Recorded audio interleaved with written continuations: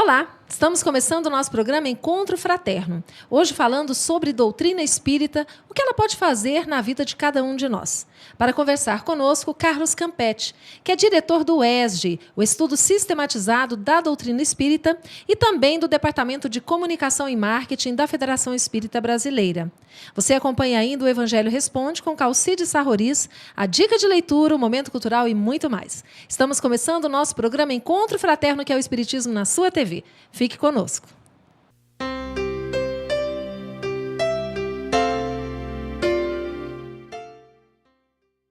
Recebendo hoje, com muita alegria, Carlos Campetti. Carlos, bem-vindo ao programa Encontro Fraterno. Muito obrigado, Ivana. É uma satisfação imensa estar aqui com vocês. O Carlos, que está em Goiás, participando do quarto Encontro Estadual de Estudos e Cursos. E nós, então, quando começamos a estudar o Espiritismo, eu, por exemplo, no meu caso, comecei pelo ESG. Tive essa felicidade de começar de uma forma muito maravilhosa. Nós aprendemos que nem tudo é espiritismo, mas muitas vezes as pessoas fazem uma confusão danada, não é, Carlos? Como é que nós poderíamos definir o que é realmente espiritismo, doutrina espírita? Allan Kardec deixou muito claro para nós que ele estava, ao travar contato com os espíritos, com o fenômeno da comunicação dos espíritos conosco, ele, ao entender que havia por trás disso todo um ensinamento trazido pela espiritualidade superior, ele deixou muito claro que, para que não houvesse confusão sobre o que ele estava fazendo, ele criaria um novo termo. A palavra espiritismo foi cunhada por Allan Kardec, portanto é um neologismo no idioma francês e que a gente traduziu naturalmente para o português como sendo espiritismo. Então o espiritismo é uma doutrina de tríplice aspecto, que tem no seu corpo o aspecto científico, da análise da comunicação dos espíritos conosco, e tem também a consequência filosófica desse ensinamento, desse contato com os espíritos, e esse ensinamento filosófico traz a consequência moral, como Allan Kardec destaca, que é uma proposta de transformação, de reforma, de melhoria do ser, de aperfeiçoamento, de evolução em todos os aspectos. Então, o Espiritismo tem uma proposta muito clara. Quando a pessoa não estuda Allan Kardec, não conhece a proposta espírita, ainda que ela se autodenomine espírita, não necessariamente ela é. Porque Allan Kardec define o espírita, o verdadeiro espírita, como aquele indivíduo que trabalha, que luta pela sua transformação moral, que emprega esforços para domar as suas inclinações negativas, para se fazer uma pessoa melhor a cada dia. E não combina o espiritismo, por exemplo, com a acomodação no egoísmo, no orgulho, no indivíduo que tem muita necessidade de se projetar, de ser e de se fazer guia dos outros. Isso não combina com o espiritismo. Então, quando nós vemos pessoas que, inclusive, conseguem amealhar acólitos e seguidores em nome do espiritismo, isso é um engano. Normalmente, o comportamento dessa pessoa não é um comportamento espírita. E essa própria pessoa, dirigindo outras, sendo guia dos outros, ela possivelmente não tenha conhecido o espiritismo para agir dessa forma. Porque quando ela conhece, ela vai entender que a proposta do espiritismo é uma proposta que veio dos espíritos superiores e não é fruto do entendimento simples da nossa cabeça. Nós estudamos o espiritismo e compreendemos a amplitude dessa proposta. E que dentro do espiritismo não cabe, eu acho tal coisa, ou o meu guia me disse tal coisa, então eu vou fazer. Porque a proposta, desde o início de Kardec, é que nós examinemos aquilo que os espíritos nos falam. Porque o nome propriamente do espírito pode não dizer nada. Porque, inclusive, nós podemos citar um exemplo. Um companheiro nosso ficou muito incomodado porque, num certo local, faziam filas. Porque tinha uma pessoa que, segundo dizia, estava recebendo Paulo e dava orientação para as pessoas. Então, Paulo, a gente pensa logo em Paulo de Tarso, não é? Paulo, o apóstolo, seguidor de Jesus, que fez aquela transformação maravilhosa, escreveu as epístolas. Então, esse companheiro resolveu entrar na fila um dia para conversar com o espírito. E quando ele chegou lá no médium, ele disse assim, olha, eu vim aqui para lhe fazer uma pergunta, eu gostaria, não é? Uma vez que você é Paulo, que você me citasse o que está escrito logo no primeiro versículo da primeira epístola aos Coríntios. Aí ele falou, por que eu sou obrigado a saber isso? Ele falou, você não está dizendo que é o Paulo de Tarso? Ele disse assim, eu nunca disse isso. Eu disse que eu sou Paulo, vocês é que estão falando que eu sou de Tarso. Então, você vê como são as coisas. As pessoas se deixam enganar, criam ilusões muitas vezes e são mistificadas, enganadas pelos espíritos ignorantes. Às vezes não maldosos, não querem até causar nenhum prejuízo, mas eles estão ali, as pessoas estão ouvindo o que eles estão falando, não importa a bobagem que seja, então eles seguem falando, não tem compromisso, não é? Então a espiritualidade superior tem um compromisso com a nossa melhoria, com o nosso aperfeiçoamento, com nós vivemos melhor a nossa vida de relação com o semelhante, de nós sermos mais úteis e efetivamente construirmos a nossa felicidade pelo bem que nós fazemos ao nosso semelhante. Muito bem, nós estamos falando hoje sobre o surgimento da doutrina espírita, os princípios fundamentais que ela nos apresenta. Nós vamos para um breve intervalo, mas retornamos daqui a pouquinho. Antes, confira a dica de leitura da semana. Até já!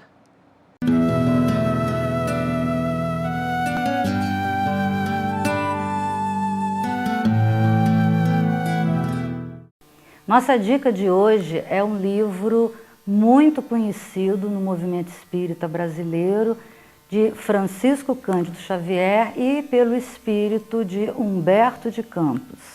É um livro importantíssimo para nós brasileiros. Brasil, coração do mundo, pátria do Evangelho. Emmanuel vem nos contando, desde o início, o trabalho que a espiritualidade desenvolveu para colocar aqui, no nosso país, a árvore do Evangelho de Jesus, transplantando-a da Europa para as Américas. Nos relata o cuidado, os detalhes de como Jesus, através dos seus emissários divinos, promoveu o descobrimento do Brasil, promoveu a integração dos negros no nosso país, a fim de que a nossa raça pudesse ter como base a humildade, a serenidade dos índios, a possibilidade de trabalho dos escravos africanos e a necessidade, a sede de justiças daqueles degredados que vieram de Portugal habitar a nossa terra.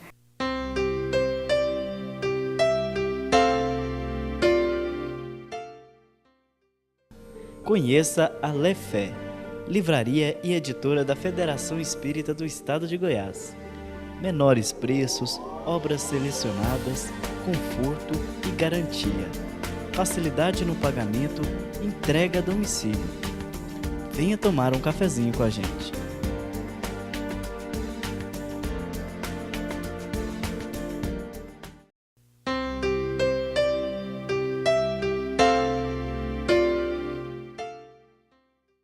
Estamos de volta hoje falando sobre o Espiritismo, seus princípios fundamentais e o que ele pode fazer na nossa vida. Conversando conosco, Carlos Campetti, da Federação Espírita Brasileira. Carlos, então, falando aí do surgimento da doutrina espírita, de O Livro dos Espíritos, essa primeira publicação, a partir de então surge a doutrina espírita.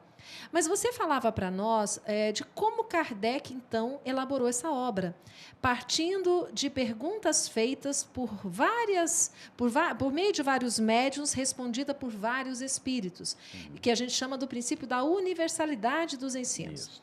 Mas, no entanto, nós vemos hoje, principalmente no próprio movimento espírita, algumas orientações espirituais que chegam, ou algumas propostas, até mesmo dos espíritos encarnados, que não estão contempladas nessa obra básica, mas que o movimento espírita já aceita como sendo verdade.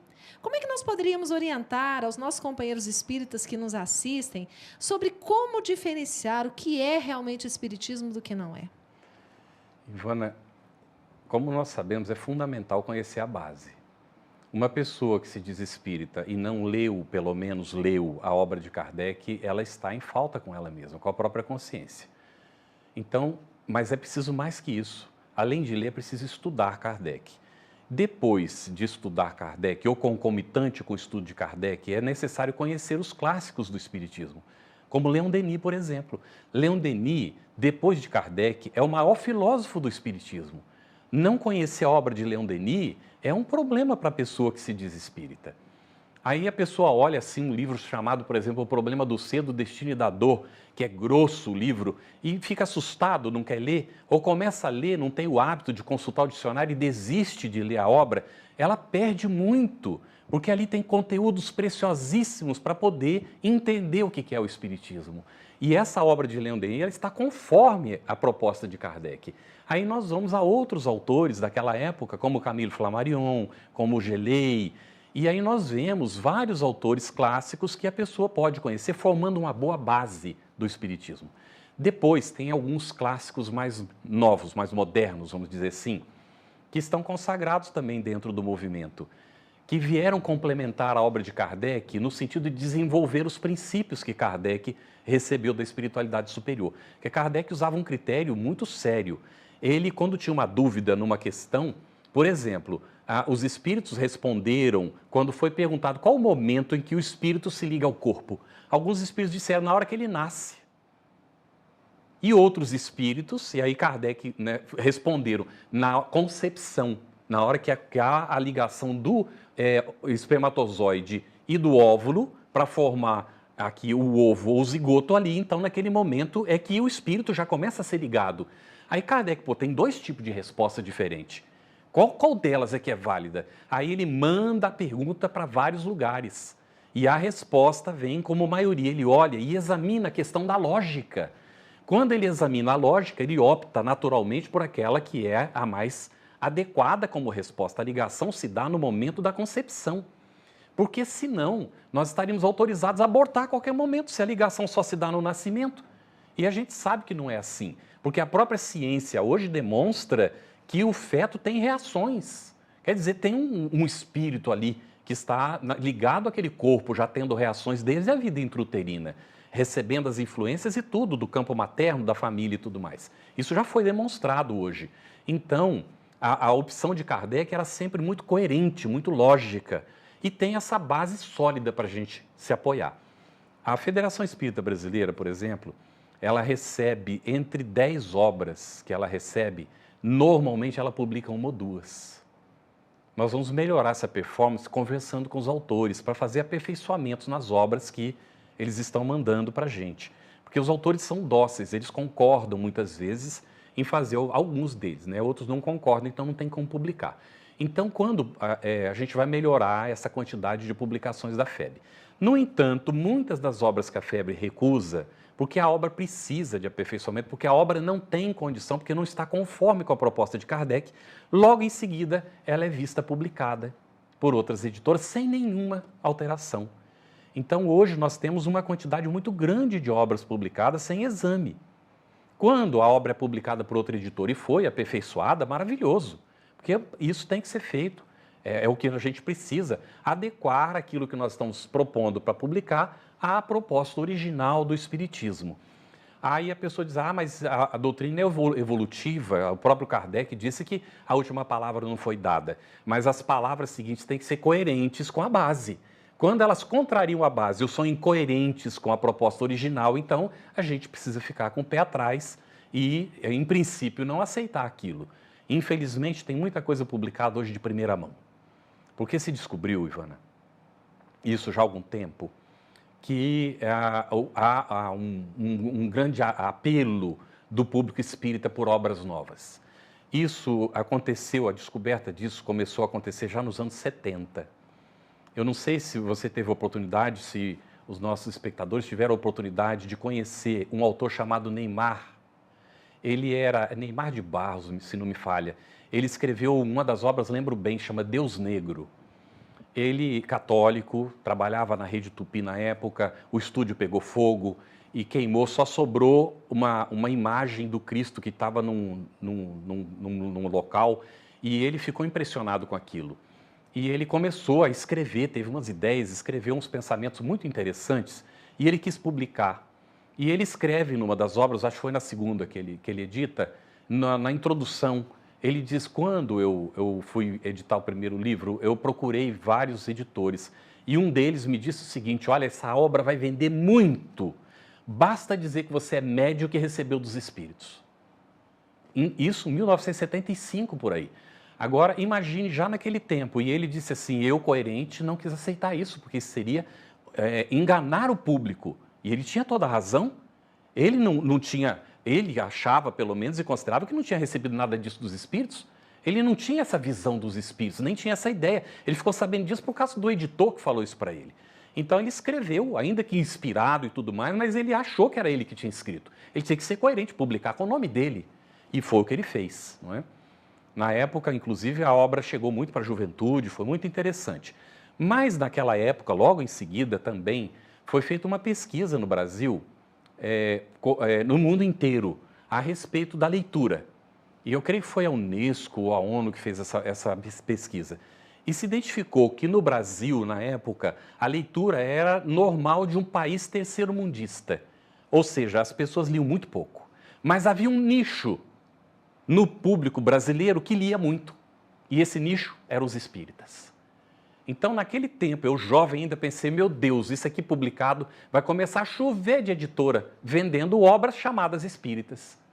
E, efetivamente, hoje é uma quantidade imensa de editoras que vendem obras que têm o título de supostamente espírita ou afinidade com o espiritismo. E o espírita, então, precisa conhecer a obra básica. Necessita conhecer Kardec, porque ninguém vai fazer um Index Prohibitorium, porque isso a igreja fez com um desastre. O próprio Livro dos Espíritos está no Index Prohibitorium da igreja. Ou fazer alguma coisa recomendatória, dizendo quais são as obras que se deve ler, seria um índice recomendatório, também não é recomendável isso. Por isso, nós devemos seguir a orientação de Kardec. E o que Kardec nos disse a respeito? Que o espírita precisa conhecer o espiritismo.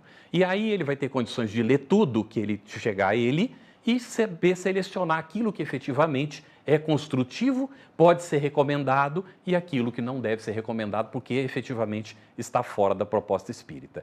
Se está fora da proposta espírita é uma coisa boa, agrega, ajuda as pessoas a se desenvolverem, ótimo. Agora, se vem contrariar e prejudica as pessoas, desvia a atenção, agrega uma série de ideias que fazem as pessoas perderem tempo, para que esse tipo de literatura? Eu vou concluir a ideia colocando aqui André Luiz, quando ele visita a casa da irmã Laura. Num dado momento, ele está de pé diante de uma biblioteca com alguns livros. E ela diz para ele, André, se quiser levar para ler, pode escolher qualquer deles, porque em nosso lar não entra certos tipos de literatura. A minha pergunta é, no seu lar, qual é o tipo de literatura que você está permitindo?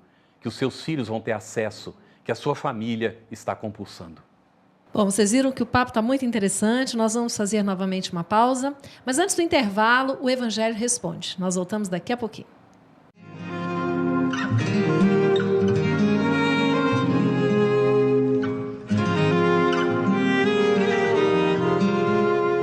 Olá.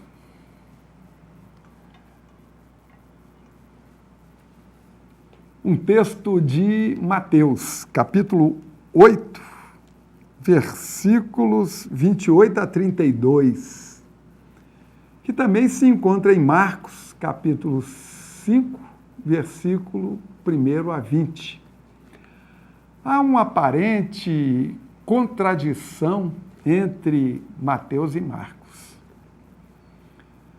Jesus chega com seus discípulos na região de Gadara. Assim fala Mateus. Marcos diz Gerasa, que era uma outra cidade, próxima de Gadara, na região de Decápolis, 10 cidades de culto, de procedimento helenizado, grego, portanto. Há uma contradição, Gadara ou Gerasa? Porque ali, nessa localidade, Jesus auxilia um homem altamente obsidiado por um espírito muito imperfeito.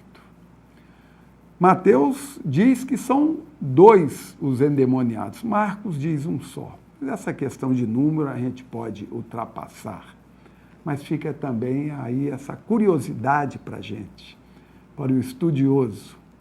Seriam 2 mesmo ou apenas um? Jesus o livra ou os livra do obsessor, melhor dizendo, dos obsessores, pois que eles mesmos se denominam de legião. Quem és tu? Perguntou Jesus. E o Espírito responde, através do jovem obsediado. Legião é o meu nome, porque somos muitos. E Jesus, então, a sua misericórdia imensa, diz para aquele espírito, ou para aqueles espíritos, para saírem do moço endemoniado, obsidiado. E eles saem e ocorre um fenômeno. Uma vara de porcos ali estava, e o texto diz que os espíritos entraram nos porcos, e os porcos, se assustando, correram e caíram no precipício e se projetaram no mar, lá embaixo. Essa informação nos indica que não foi na cidade de Gerasa, pois que a cidade de Gerasa ficava a 32 quilômetros de distância do mar. A cidade de Gadara ficava a 8 quilômetros. Também seria um trecho muito grande para os porcos correrem até caírem no mar. Mas não foi exatamente na cidade, mas no município, na região pertencente à cidade de Gadara. Fica aí essa correção que Mateus faz com relação ao Evangelho de Marcos. Mateus, que conhecia muito bem a região, mostra que a cidade era Gadara e não Gerasa, conforme registrou, por engano, Marcos. Mas e a questão de espíritos entrarem em corpos de porcos? É possível? Não. Nem nos porcos, nem em pessoa alguma. Os espíritos, conforme nos ensina a doutrina espírita, comandam a mente da pessoa, não entram no corpo. O termo possessão é um termo indevido. O termo melhor utilizado é subjugação. Porque se subjuga a mente da pessoa e passa a comandá-la sem precisar entrar no corpo. O que fez os porcos correrem? A vibração muito baixa, terrivelmente baixa, assustou os animais. E eles, assustados, como se tivessem ouvido um grito, algo assim, vibração muito pesada, até mesmo para os animais. Vejam até onde que pode descer o ser humano.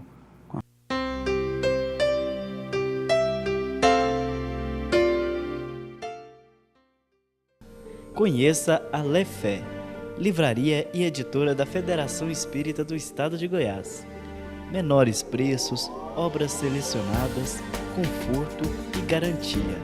Facilidade no pagamento, entrega a domicílio. Venha tomar um cafezinho com a gente.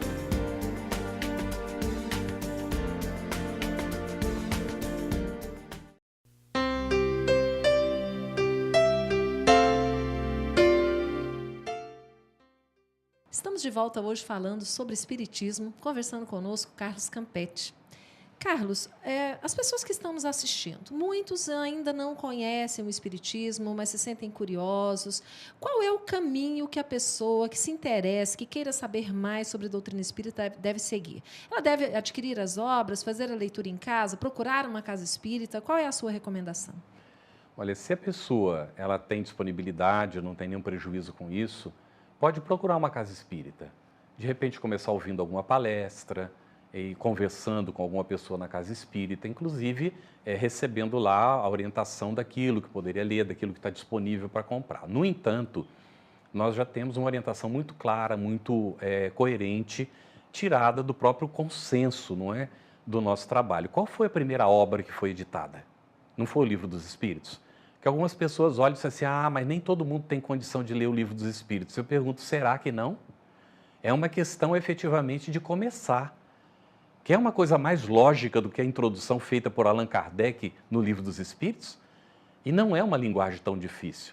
Se a pessoa não está habituada à leitura, ela pega um dicionário, ela vai até a página 50, 60, 80, máximo 100, e ela já se acostumou com os termos, ela já não precisa consultar tanto o dicionário, e ampliou a sua cultura, e a pessoa rompe uma barreira. Então, também, não é da primeira leitura que a gente entende tudo. A pessoa querer entender tudo, o Livro dos Espíritos, nós estamos estudando há muitos anos, e a gente termina e volta outra vez, e cada vez que a gente estuda, a gente descobre coisas novas. Então não vai ser na primeira leitura que a pessoa vai entender tudo. Isso não é para desanimar, não, ao contrário. É para dizer, vale a pena ler esse livro. Então, por onde a gente começa? Começa pelo Livro dos Espíritos. Mas a pessoa não gosta dessas leituras sérias. O que eu recomendo para ela? Bom, se a pessoa não gosta de leitura séria, vai ser difícil, porque toda a literatura espírita é séria. Mas ela prefere um romance. Então tá bem. Ela prefere um romance, então vamos ler Emmanuel. Emmanuel há 2000 anos, 50 anos depois, Paulo Estevão, uma coisa maravilhosa. A pessoa começa, depois não consegue parar. Às vezes tem gente que lê a noite inteira, não consegue nem dormir, porque o livro é tão empolgante que a pessoa vai até o fim. E aí tem Ave Cristo, essa série maravilhosa. Se a pessoa gosta de uma história romanceada, então vale a pena ler André Luiz. Mas se a pessoa já leu o Livro dos Espíritos, conhece o Evangelho, travou contato com o Livro dos Médiuns, quando ele lê o romance de Emmanuel, ele vai ver a riqueza que está lá dentro. Quando ele lê André Luiz, ele vai ver como André Luiz desenvolve os princípios colocados por Kardec. Então, se a pessoa lê André Luiz e não conhece Kardec, ela perde muito. Ela não apreende todo o conteúdo. Então, vale a pena começar mesmo por Kardec. E depois, a pessoa tendo boa vontade, um pouquinho de esforço, ela consegue ler Leon Denis. É uma leitura um pouco mais árida, um pouco mais exigente, de repente, porque trata de filosofia mesmo. Quem gosta, maravilhoso. Quem não gosta, tem um pouco de dificuldade. Mas essa barreira pode ser vencida. E a gente, então, termina esse comentário colocando o seguinte. Tem espírita que não quer saber de ler, não quer saber de estudar. Ele prefere ouvir palestra. Eu me lembro do nosso pai. Ele estava mais ou menos com 50 anos. Uma vez ele disse para mim, para o meu irmão Geraldo, que não era necessário ler, porque a gente ia no centro, ouvia palestra e a gente aprendia do mesmo jeito. Então, eu e o Geraldo trocamos um olhar entre os dois, né? Temos muita afinidade, a gente já viu. E o nosso pai, ele sempre nos ensinou a ter o valor da própria opinião. Ou seja, se a gente não concorda com a educação, se manifestar, se é possível. E com ele sempre permitiu. Então, nós pedimos para ele, nos desculpe, papai, mas nós dois não concordamos com o senhor. Porque o palestrante, ele está dando uma interpretação daquilo que ele leu. E a pessoa que lê, ele vai ter a primeira interpretação, a interpretação própria do que ele está lendo. Por isso é conveniente que a pessoa leia em primeira mão, para ela formar, então, os seus próprios conceitos. E não formar conceitos ouvidos com base no que ouviu de interpretação de uma segunda pessoa. Lógico que a palestra é importante, ela é boa, mas ela não substitui a leitura. Ela é complementar, ela ajuda, mas a leitura ela é fundamental para o espírita. O espírita, por natureza, é um indivíduo que estuda. Ele precisa estudar. Quando não estuda, essa pessoa pode estar se denominando como espírita e está cometendo um engano. Se ela estiver trabalhando para a sua transformação moral, fazendo bem para o semelhante, excelente. Mas ela precisará desenvolver um outro aspecto também, que Kardec coloca, que a hierarquia dos espíritos superiores, ou entre os espíritos como um todo, ela é medida por duas características fundamentais. É a evolução intelecto-moral. Ou seja, nós precisamos desenvolver as duas coisas. Não basta só ser bom, isso já é ótimo, é excelente, mas é preciso também entender as coisas.